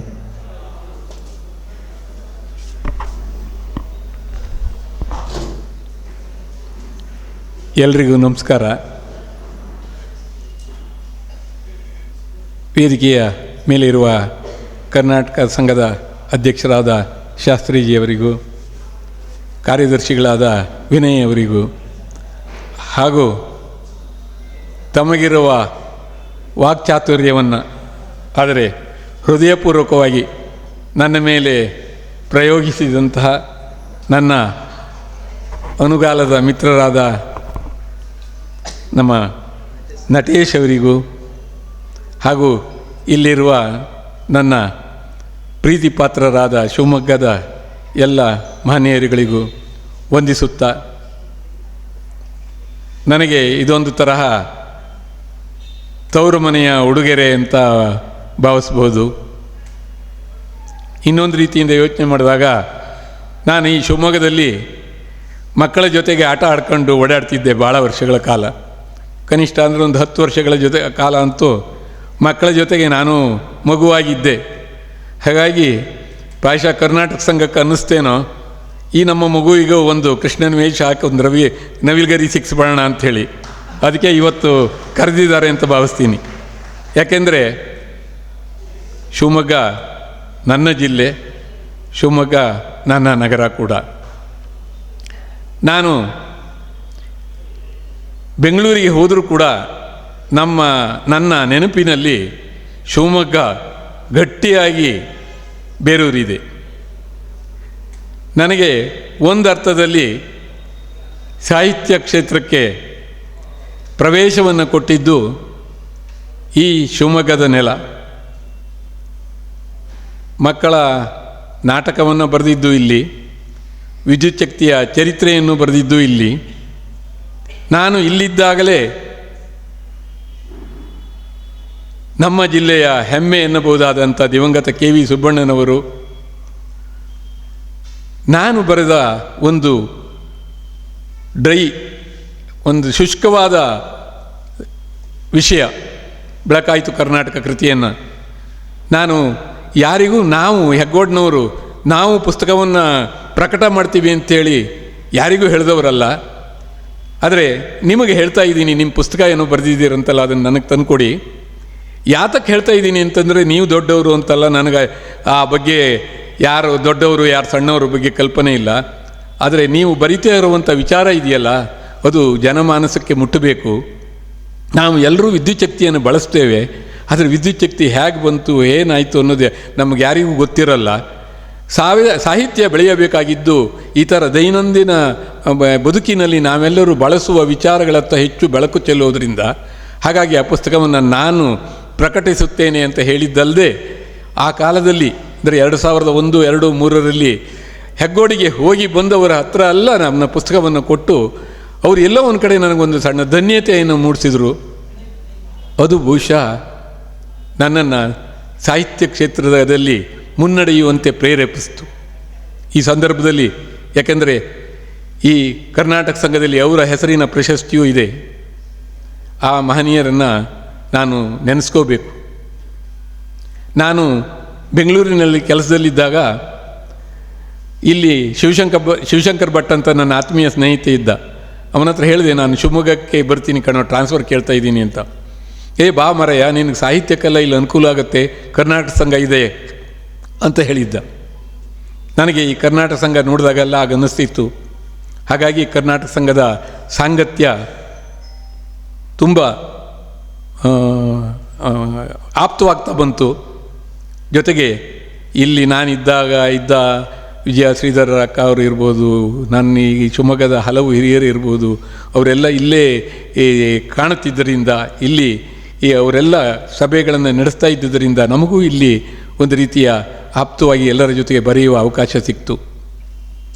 ಎಲ್ಲಕ್ಕಿಂತ ಮುಖ್ಯವಾಗಿ ಶಿವಮೊಗ್ಗ ನನಗೆ ಮಾತ್ರ ಅಲ್ಲ, ಇದು ಒಂಥರ ಸಾಹಿತ್ಯಕ್ಕೆ ಒಂದು ದೊಡ್ಡ ಕ್ಯಾನ್ವಾಸನ್ನು ಒದಗಿಸುವಂಥ ಕ್ಷೇತ್ರ ಇದು. ಹಾಗಾಗಿ ಇಲ್ಲಿ ಇದ್ದಾಗ ಎಲ್ಲರಿಗೂ ಎಂಥವರಿಗೂ ಕಾವ್ಯ ಮೂಡಬಹುದು. ಇಲ್ಲಿ ಎಲ್ಲರಲ್ಲೂ ಒಂಥರ ಸಾಹಿತ್ಯದ ಭಾವನೆ ಹುಟ್ಟುತ್ತೆ. ಇಲ್ಲಿ ನವಿಲುಗರಿ, ಕುವೆಂಪುರವರ ನವಿಲುಗರಿ ಇಲ್ಲೇ ಹುಟ್ಟಿದ್ದು. ಅಥವಾ ನಟೇಶ್ ಅವರು ಹೇಳಿದಾಗೆ ರಾಮನಿಂದ ಕೃಷ್ಣನವರಿಗೆ ನವಿಲು ಗರಿ ಮುಡಿಗೇರಿದ್ದು ಮತ್ತು ಅದು ಗಿರಿಯಾಗುವ ಅಷ್ಟು ಭಾರವನ್ನು ಪಡೆದದ್ದು ಈ ನೆಲದಲ್ಲಿ. ಹಾಗಾಗಿ ಈ ಕರ್ನಾಟಕ ಸಂಘ ಕೊಡ್ತಾ ಇರುವ ಈ ನವಿಲುಗರಿ ಪ್ರಶಸ್ತಿ ಅದು ಗಿರಿ ಬಾರದ್ದು, ಅದು ನನ್ನ ಜವಾಬ್ದಾರಿಯನ್ನು ಹೆಚ್ಚಿಸ್ತಾ ಇದೆ. ನಾನು ಇನ್ನೊಂದಿಷ್ಟು ಸಮಾಜಕ್ಕೆ ಬಾಧ್ಯಸ್ಥನಾಗಬೇಕು ಅನ್ನುವಂಥ ಭಾವನೆಯಿಂದ ಆ ಪ್ರಶಸ್ತಿಯನ್ನು ಹೃತ್ಪೂರ್ವಕವಾಗಿ ಸಂತೋಷವಾಗಿ ಸ್ವೀಕರಿಸ್ತಾ ಇದ್ದೇನೆ. ಅದರಲ್ಲೂ ಇಲ್ಲಿ ನಾನು ಆತ್ಮೀಯವಾಗಿ ಇಷ್ಟಪಡುವಂಥ ಮಿತ್ರರಿದ್ದಾರೆ. ನಮ್ಮನ್ನು ಆ ಕಾಲದಲ್ಲಿ ಮುನ್ನಡೆಸಿರುವಂಥ ಕುಮಾರಸ್ವಾಮಿಗಳಂಥ ಹಿರಿಯರಿದ್ದಾರೆ. ಯಾವತ್ತೂ ಬೆನ್ತಟ್ಟವರು. ನಿಮ್ಮ ಕರೆಂಟಿನ ಕತೆ ಬಂತ, ನಾನು ಓದಬೇಕು ಅಂತ ಈಗಲೇ ಕೇಳುವಂಥವರು ಎಲ್ಲ ಹಿರಿಯರಿದ್ದಾರೆ. ನನ್ನ ಆತ್ಮೀಯವಾದ ಬಳಗ ಇದೆ ಇಲ್ಲಿ. ಇದೆಲ್ಲದರ ಜೊತೆಗೆ ಶಿವಮೊಗ್ಗಕ್ಕೆ ಒಂದು ಸೌಹೃದಯತೆ ಇದೆ, ಇಡೀ ನಗರಕ್ಕೆ ಒಂದು ಸೌಹೃದಯತೆ ಇದೆ. ವ್ಯಕ್ತಿಗಳಿಗೆ ಸೌಹೃದಯತೆ ಇರುತ್ತೆ, ಸಹಜ ಅದು. ಆದರೆ ನಗರಕ್ಕೆ ಒಂದು ಸೌಹೃದಯತೆ ಇರುವುದು ಅದು ಶಿವಮೊಗ್ಗಕ್ಕೆ ಮಾತ್ರ. ಅದನ್ನು ನಾವು ಆಗಲೂ ಕಂಡಿದ್ವಿ. ಮಕ್ಕಳ ನಾಟಕಗಳನ್ನು ಆಡಿಸುವಾಗ ಶಿವಮೊಗ್ಗದ ಕುವೆಂಪು ರಂಗಮಂದಿರ ಸಣ್ಣದಾಯಿತು ಅನ್ನುವಂಥ ಭಾವನೆಯನ್ನು ಇರಿಸುವಷ್ಟು ಜನ ಬೆಂಬಲಿಸ್ತಾ ಇದ್ದರು. ಅದು ಅವತ್ತು ಬೆಂಬಲಿಸ್ತಾ ಇದ್ದಾರೆ, ಇವತ್ತು ಬೆಂಬಲಿಸ್ತಾ ಇದ್ದಾರೆ. ಬೆಂಗಳೂರಲ್ಲಿ ನಾಟಕ ಚಟುವಟಿಕೆಗಳು ಕಡಿಮೆ ಆದರೂ ಶಿವಮೊಗ್ಗದಲ್ಲಿ ನಡೀತಾ ಇರುತ್ತೆ. ಮತ್ತು ಇಲ್ಲಿ ಬೇರೆ ಬೇರೆ ರೀತಿಯ ಹೊಸ ಪ್ರವಾಹದ ಹಾಗೆ ಹೊಸಬರು ಬರ್ತಿದ್ದಾರೆ. ನಾಟಕ ಅಥವಾ ಸಾಹಿತ್ಯದ ಚಟುವಟಿಕೆ ಮುಂದುವರಿತಾ ಇದೆ. ಇಂಥದ್ದೊಂದು ಊರಿನಲ್ಲಿ ಬಹುಶಃ 21 ವರ್ಷಗಳ ಕಾಲ ಕಳೆಯುವ ಭಾಗ್ಯ ಸಿಕ್ಕಿದ್ದು, ಮತ್ತು ಈ ಜಿಲ್ಲೆಯಲ್ಲಿ ಹುಟ್ಟುವ ಭಾಗ್ಯ ಸಿಕ್ಕಿದ್ದು, ಬಹುಶಃ ನಾವೆಲ್ಲ ಒಂದಿಷ್ಟಾದರೂ ಸಾಹಿತ್ಯದಲ್ಲಿ ಹೆಸರು ಮಾಡುವುದಕ್ಕೋ ಅಥವಾ ಅದಕ್ಕೆ ಒಂದಿಷ್ಟು ನಾವು ತೊಡಗಿಕೊಳ್ಳುವುದಕ್ಕೋ ಅದು ಕಾರಣ ಆಗಿದೆ.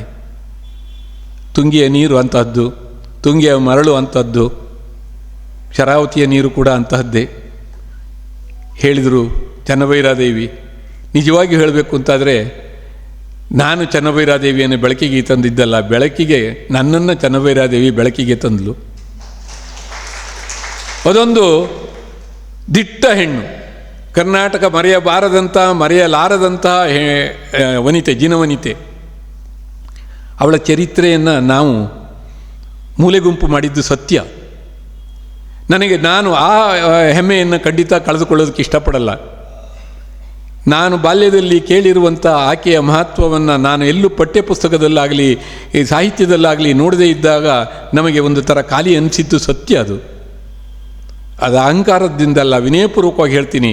ಅವಳ ಬಗ್ಗೆ ಬರೆಯಬೇಕಾಗಿತ್ತು, ಯಾರಾದರೂ ಒಬ್ಬರು ಬರೆಯಬೇಕಾಗಿತ್ತು. ಆ ಒಂದು ಆಯ್ಕೆ ನಾನಾದೆ ಅದಕ್ಕೆ. ಅದೊಂದು ಪುನರ್ವಸು ನನ್ನದೇ ಬದುಕಿನ ಕತೆ. ನಟೇಶ್ ಅವರು ಹೇಳಿದಾಗೆ ನನಗೆ ಗೊತ್ತು, ಆ ಕಾಲದಲ್ಲಿ ಶರಾವತಿ ಅನಿವಾರ್ಯ ಆಗಿತ್ತು. ಅಂಥದ್ದೊಂದು ಯೋಜನೆ ನಮ್ಮ ನೆಲಕ್ಕೆ ಬೇಕಿತ್ತು ಸ್ವಾತಂತ್ರ್ಯ ಬಂದಂಥ ಪ್ರಥಮದಲ್ಲಿ. ಆದರೆ ತಾಂತ್ರಿಕತೆಯ ಅಮಲು ಜಾಸ್ತಿ ಆಗ್ತಾ ಆಗ್ತಾ ಆಗ್ತಾ ಅದು ಅಲ್ಲಿಗೆ ನಿಲ್ಲದೆ ಅದು ಮತ್ತೆ ಶರಾವತಿಯನ್ನು ಶೋಷಣೆ ಮಾಡುವಷ್ಟು ಬೆಳೆದಾಗ ದತ್ತಪ್ಪ ಹೆಗಡೆ ಅಂಥವರು ಅದಕ್ಕೆ ಉತ್ತರಿಸಬೇಕಾಯಿತು. ಉತ್ತರಿಸಿದರು. ನಿಜ, ನಾಡಿಗೆ ಬೆಳಕು ಕೊಟ್ಟಳು ಶರಾವತಿ. ಆದರೆ ತಾನು ಕತ್ತಲೆಯನ್ನು ಅನುಭವಿಸ್ತಾ ಇದ್ದಾಳೆ, ಮುಂದೂ ಅನುಭವಿಸುತ್ತಾಳೆ ಅಂತ ಅನಿಸುತ್ತೆ. ಹಾಗಾದರೆ ನದಿಗಳು ನಾವು ಬಳಸೋದು ಬೇಡವಾ? ಖಂಡಿತ ಬೇಕು. ನದಿಗಳಿರುವುದು ಮಾನವನ ಉಪಯೋಗಕ್ಕೆ. ಆದರೆ ಎಲ್ಲಿ, ಎಷ್ಟು, ಹೇಗೆ? ನಟೇಶ್ ಅವರು ನನ್ನ ಬಗ್ಗೆ ತುಂಬ ಹೊಗಳಿದ್ರು. ಅಷ್ಟು ನನಗೆ ಗೊತ್ತಿಲ್ಲ. ನನ್ನ ಪ್ರಕಾರ ಜಾಸ್ತಿ ಆಯಿತು ಅಂತ ಅನಿಸುತ್ತೆ ನನಗೆ. ಅವರು ಹೃದಯ ತುಂಬಿ ಮಾತನಾಡಿದ್ದಾರೆ. ಯಾಕೆಂದರೆ ಅವರನ್ನು ನಾನು ಅತ್ಯಂತ ಗೌರವಿಸುವಂಥ ವ್ಯಕ್ತಿ ಆಗಿದ್ದರಿಂದ ಅವರ ಮಾತನ್ನು ಹಾರೈಕೆ ಅಂತ ಸ್ವೀಕರಿಸ್ತೀನಿ. ಆದರೆ ಅವರು ಹೇಳುವಾಗ ಒಂದು ಮಾತು ಹೇಳಿದ್ರು, ವಿಶ್ವೇಶ್ವರಯ್ಯನವರು ಇದ್ದರೆ 100 ಬಾರಿ ಯೋಚನೆ ಮಾಡ್ತಿದ್ರೇನೋ ಅಂಥೇಳಿ. ಸತ್ಯವಾದ ಮಾತು. ಮಿರ್ಜಾ ಇಸ್ಮಾಯಿಲ್ ಮತ್ತು ವಿಶ್ವೇಶ್ವರಯ್ಯ ಶರಾವತಿಯ ಪ್ರಥಮ ಅಂತ ಮಹಾತ್ಮ ಗಾಂಧಿ ವಿದ್ಯುದಾಗಾರವನ್ನು ಕಟ್ಟುವಾಗ ಬಹಳಷ್ಟು ಹಳದು ಸುರುವಿ ಸ್ಥಳೀಯರನ್ನು ಮಾತನಾಡಿಸಿ ಯೋಜನೆಯನ್ನು ಶುರು ಮಾಡಿದರು. ಆಮೇಲೆ ಯಾವಾಗ ಕಣ್ಣು ಕಿವಿಗಳಿಲ್ಲದ ನಮ್ಮ ವ್ಯವಸ್ಥೆ ಸ್ಥಳೀಯರನ್ನು ಧಿಕ್ಕರಿಸಿ ತನ್ನ ಕಬಂಧ ಬಾಹು ಅಂತ ಹೇಳ್ತೀವಲ್ಲ ನಾವು, ಎಷ್ಟು ಚೆನ್ನಾಗಿದೆ ಅಂದರೆ ರಾಮಾಯಣದ ಒಂದೊಂದು, ನಟೇಶ್ ಅವರಾದರೆ ಇನ್ನೂ ಚೆನ್ನಾಗಿ ಹೇಳ್ತಾರೆ ಅದನ್ನು. ಕಬಂಧ ಅನ್ನುವ ರಾಕ್ಷಸನಿಗೆ 2 ತೋಳಿದೆ, ಅದು 2 ತೋಳಿಗೆ ಯೋಜನಾ ಬಾಹು ಅಂತಾರೆ. ಅಂದರೆ ನಮ್ಮ ಯೋಜನೆಗಳು ಅಂಥ ಬಾಹುಗಳಾಗ್ಬಿಟ್ಟು ಕಬಂಧ ಬಾಹು. ಎಲ್ಲಿ ಏನು ಸಿಕ್ಕರೂ ಹೀಗೆ ಎಳೆದು ತನ್ನ ಒಳಗೆ ಸುರುವಿಕೊಳ್ಳುವಂಥದ್ದು, ತನ್ನ ಜಠರಕ್ಕೆ ತೆರಳುವಂಥದ್ದು. ಹಾಗಾಯಿತು ಅಂತ.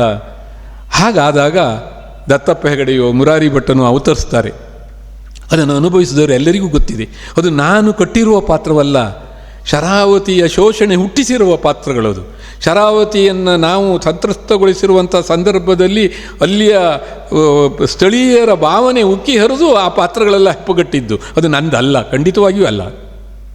ಯಾಕೆ ಅಂತಂದರೆ ಯಾವುದೇ ಯೋಜನೆ ತನ್ನ ವ್ಯಾಪ್ತಿಯನ್ನು ಮೀರಿ ಅಲ್ಲಿರುವ ಎಲ್ಲ ಸಂವೇದನೆಗಳನ್ನು ತುಳಿದು ಅದು ತನ್ನ ವ್ಯಾಪ್ತಿಯನ್ನು ವಿಸ್ತರಿಸಿಕೊಳ್ಳತೊಡಗಿದಾಗ ಅದಕ್ಕೆ ಯೋಜನೆಯನ್ನಲ್ಲ, ಅದಕ್ಕೆ ತಾಂತ್ರಿಕತೆಯ ತೆವಲು ಅಂತಾರೆ. ನಾವು ತಾಂತ್ರಿಕತೆಯ ತೆವಲಿಗೆ ಒಡ್ಕೋಬಾರ್ದು. ನಮಗೇನಾಗಬೇಕು ಅಂದರೆ ಬೇಕು, ಇವತ್ತೆಲ್ಲದೂ ಬೇಕು. ನಮಗೆ ಅರ್ಥ ಆಗತ್ತೆ. ನಾವು ಈ ಕಳೆದ 25 ವರ್ಷದಲ್ಲಿ ನಂಬ್ತಿರೋ ಇಲ್ವೋ, ನಾವು ನಮ್ಮ ವಿದ್ಯುತ್ ಶಕ್ತಿಯ ಬಳಕೆ 14 ಪಟ್ಟು ಇಡೀ ದೇಶದ್ದು, ನನಗೆ 14 ಪಟ್ಟು ಹೆಚ್ಚಾಗಿದೆ. ಎಲ್ಲಿ ಹೇಗೆ ಏರ್ತು ಅಷ್ಟು? ಯಾಕೆ ಏರ್ಬೇಕಾಗಿತ್ತಾ? ದಂಡ ಮಾಡ್ತಾ ಇದ್ದಾರಾ ಯಾರೋ? ಅಲ್ಲ, ನಾವೇ ಬಳಸ್ತಾ ಇದ್ದೀವಿ. ಆದರೆ ನಮ್ಮ ಬದುಕು ಹಾಗಾಗಿದೆ, ನಮ್ಮ ಬದುಕಿನ ರೀತಿ ಹಾಗಾಗಿದೆ. ನಾವು ಸಂವಿಧಾನದ ಬಗ್ಗೆ ಮಾತಾಡ್ತೇವೆ. ಸಂವಿಧಾನದಲ್ಲಿ ಒಂದು ಅಂಶ ಇದೆ, ಅದರಲ್ಲಿ 2 ಬಹಳ ಮುಖ್ಯವಾದ್ದು ನಮ್ಮ ಜವಾಬ್ದಾರಿಗಳಲ್ಲಿ. ಒಂದು, ಪರಿಸರವನ್ನು ರಕ್ಷಣೆ ಮಾಡಿಕೊಳ್ಳೋದು. 2ನೇದು, ನಮ್ಮ ಬದುಕಿನಲ್ಲಿ ವೈಜ್ಞಾನಿಕತೆಯನ್ನು ಅಳವಡಿಸಿಕೊಳ್ಳೋದು. ನಾವು ಇವೆರಡನ್ನೂ ದಾರಿ ತಪ್ಪಿಸ್ತಾ ಇದ್ದೀವಿ. ಅವೆರಡನ್ನು ಪರಸ್ಪರ ವಿರೋಧ ಮಾಡಿ ನಿಲ್ಲಿಸಿದ್ದೀವಿ. ಆದರೆ ಅವೆರಡೂ ಪರಸ್ಪರ ಪೂರಕವಾಗಿ ಹೋಗಬೇಕಾಗಿತ್ತು. ಇಂತಹ ಸಂದರ್ಭಗಳಲ್ಲಿ ಯಾವುದೋ ಒಂದು ದತ್ತಪ್ಪ ಹೆಗಡೆ ಅಂತ, ಮುರಾರಿ ಭಟನ್ ಅಂತ, ತುಂಗಕ್ಕಯ್ಯನಂಥ ಪಾತ್ರಗಳು ಹುಟ್ಟುತ್ತವೆ.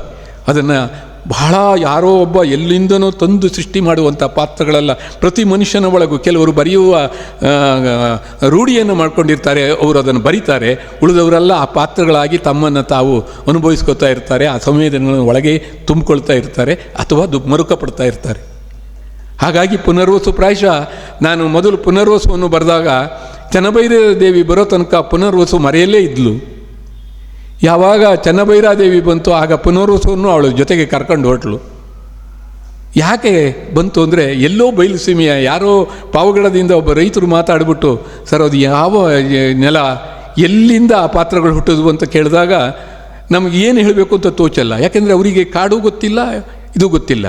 ನೀರು ಮಾತ್ರ ಬೇಕು, ಮಲೆನಾಡಿನಿಂದ ಬರಲಿ ನೀರು ಅಂತ ಹೇಳ್ತಿರೋರು. ಅವ್ರು ಹೇಳ್ತಾರೆ, ನಮಗೆ ಈಗ ಅನಿಸುತ್ತೆ ಸರ್, ನಾವು ಮಲೆನಾಡವರೆಲ್ಲ ಭಾಳ ಸುಖಪುರುಷರು, ಅಲ್ಲಿಂದ ನೀರನ್ನು ನಾವು ಎಲ್ಲ ಬಯಲುಸೀಮೆಗಳಿಗೆ ಯಾಕೆ ಹಂಚಲ್ಲ ಈ ಸರ್ಕಾರ ಅಂತ ಬೈತಿದ್ವಿ. ಆದರೆ ನಿಮ್ಮ ಪುನರ್ವಸು ಓದಿದಾಗ ಅನ್ನಿಸ್ತು ನನಗೆ, ಇಲ್ಲ ಅದು ಒಂಥರ ಅನ್ಯಾಯನೇ ಆಗುತ್ತೇನೋ ಅಲ್ವಾ ಅಂತ ಪಾಪ ಪ್ರಶ್ನೆ ಮಾಡಿದ್ರು ಅವರು. ಈ ಥರ ಪಾತ್ರಗಳು ಬಹುಶಃ ಜನಜೀವನದಲ್ಲಿ ಬದುಕು ಹೋಗುತ್ತಿರುವ ದಿಕ್ಕನ್ನು ಗುರುತಿಸುವಂಥ ಪಾತ್ರಗಳಾಗಿ ಅವು ಹುಟ್ಕೊಂಡಿದ್ದಾವೆ. ಆ ಪಾತ್ರಗಳ ಹುಟ್ಟುವಂಥ ಸಂದರ್ಭದಲ್ಲಿ ಅದಕ್ಕೆ ಕಾರಣನಾಗಿದ್ದಷ್ಟೇ ನನ್ನ ಧನ್ಯತೆ ಅಂತ ನಾನು ಹೇಳಲಿಕ್ಕೆ ಇಷ್ಟಪಡ್ತೀನಿ. ಇನ್ನಷ್ಟು ಬೇಕೆನ್ನ ಹೃದಯಕ್ಕೆ ರಾಮ. ನಮ್ಮ ಗುರುಗುಹ HS ನಾಗರಾಜ್ ಅಂದರೆ ನಮ್ಮೆಲ್ಲರಿಗೂ ಗುರು ಸಮಾನರು, ಗುರುಗಳು. ಯಾಕೆಂದರೆ ನನ್ನ ಹೆಂಡ್ತಿನೂ ಇಲ್ಲಿ ಶಿವಮೊಗ್ಗದಲ್ಲಿ ಇದ್ದಾಗ ಅವ್ರ ಹತ್ರ ಸಂಗೀತ ಕಲಿತಿದ್ಲು. ಆ ವಿದ್ಯಾಲಯದ ವಿದ್ಯಾರ್ಥಿಗಳು ಅದ್ಭುತವಾಗಿ ಹಾಡಿದ್ರು. ನನಗಿಷ್ಟವಾದ ಒಂದು ಚರಣ ಬಿಟ್ಬಿಟ್ರು ಅದರಲ್ಲಿ ಒಂದು ಇದರಲ್ಲಿ ಯೂಟ್ಯೂಬಲ್ಲಿ ಬಹಳ ಪ್ರಸಿದ್ಧವಾಗಿ ಅದು ಹಾಡಿರೋದ್ರಲ್ಲಿ ಆ ಚರಣ ಇಲ್ಲ. ನಾ ಜಟಾಯು ಅನ್ನುವಂಥದ್ದು, ನನ್ನೊಳಿಯಾದ ರಾವಣಗೆ ಸಾವ ಕೊಡು ರಾಮ, ನಾವು ಈ ಭೀಷಣ ಶರಣು ಭಾವ ಕೊಡು ರಾಮ, ನನ್ನೊಳಿಯ ರಾವಣಗೆ ಸಾವ ಕೊಡು ರಾಮ. ನನಗೆ ಅತ್ಯಂತ ಇಡೀ ಹಾಡಲ್ಲಿ ನನಗೆ ಇಷ್ಟವಾದದ್ದು ಅದು. ಯಾಕೆಂದರೆ ನಮ್ಮೆಲ್ಲರೊಳಗೂ ಒಬ್ಬ ರಾವಣ ಇದ್ದಾನೆ, ಖಂಡಿತವಾಗಿಯೂ ಇದ್ದಾನೆ. ನಾವು ಹೆಣ್ಣಿನ ಮೇಲಿನ ವ್ಯಾಮೋಹಕ್ಕೋ ಅಯ್ಯೋ ವ್ಯಾಮೋಹಕ್ಕೋ ಮಾತ್ರ ಅಂತಲ್ಲ, ರಾವಣನ ರಾಕ್ಷಸಿ ಮಹತ್ವಾಕಾಂಕ್ಷೆ ನಮ್ಮೆಲ್ಲರೊಳಗೂ ಒಂದು ಸಣ್ಣ ಅಂಶವಾದರೂ ಇದೆ. ರಾವಣನ ಆ ಅಂಶ ನಮ್ಮ ಎದೆಯಲ್ಲಿ ಇರೋ ತನಕ ರಾಮ ನಮ್ಮೊಳಗೆ ಬರೋಕ್ಕೆ ಸಾಧ್ಯ ಇಲ್ಲ. ಯಾಕೆಂದರೆ ರಾವಣ ಇರಲಿ ರಾಮ ಇರಲ್ಲ, ಬಂದರೂ ಅವನನ್ನು ವಿನಾಶ ಮಾಡಬೇಕು. ಹಾಗಾಗಿ ಅಲ್ಲಿ ರಾವಣನನ್ನು ನಾಶ ಮಾಡುವಂಥ ರಾಮ ನಮ್ಮೊಳಗೆ ಇರಬೇಕು ಅಂತಾದರೆ ನಮ್ಮೊಳಗೆ ರಾವಣನ ಭಾವ ಇರಬಾರ್ದು ಅನ್ನುವಂಥ ಒಂದು ಸಾಲು. ಅದನ್ನು ಯಾಕೆ ಹೇಳಿದೆ ಅಂದರೆ ಅವರು ತಪ್ಪು ಮಾಡಿದ್ದಾರೆ ಅಂತಲ್ಲ, ಆ ಒಟ್ಟು ಹಾಡನ್ನು ನಟೇಶ್ ಅವರು ಹೇಳುವಾಗ ನನಗೆ ನಿಜವಾಗಿಯೂ ಕಣ್ಣೀರು ಬಂದ್ಬಿಡ್ತು. ನಟೇಶ್ ಅವರು ಕಗ್ಗ ಹೇಳಿದ್ರು ನಮಗೆ ಕಣ್ಣೀರು ಬರುತ್ತೆ, ಅವ್ರು ಏನು ಹೇಳಿದ್ರು ನಮಗೆ ಭಾವ, ನಾವೆಲ್ಲಿಂದ ಎಲ್ಲಿಗೂ ಹೋಗ್ಬಿಡ್ತೀವಿ. ನಮಗೆ ಅನುಭವಿಸೋದು ಕಷ್ಟ ಆಗುತ್ತೆ. ನಮ್ಮನ್ನೇ ಅವರು ಅಲ್ಲಿ ಕೂರಿಸಿ ಇಲ್ಲಿ ಹೊಗಳಿದ್ರೆ ಭಾಳ ಕಷ್ಟ ಆಗತ್ತದು. ಆದರೆ ಒಂದು ಸತ್ಯ, ಅವ್ರು ಹೇಳಿದಾಗೆ ಒಟ್ಟು ಬದುಕಿನ ಗುರಿ ಒಳಿತೆ ನಡೆ ಮುನ್ನಡೆಯಬೇಕು. ನಾವು ಒಳಿತೆ ನಡೆ ಮುನ್ನಡೆಯುವ ಮನವ ಕೊಡು ರಾಮ, ಸೆಳೆತಕ್ಕೆ ಸಿಗದಂಥ ಸ್ಥಿರತೆ ಕೊಡು ರಾಮ.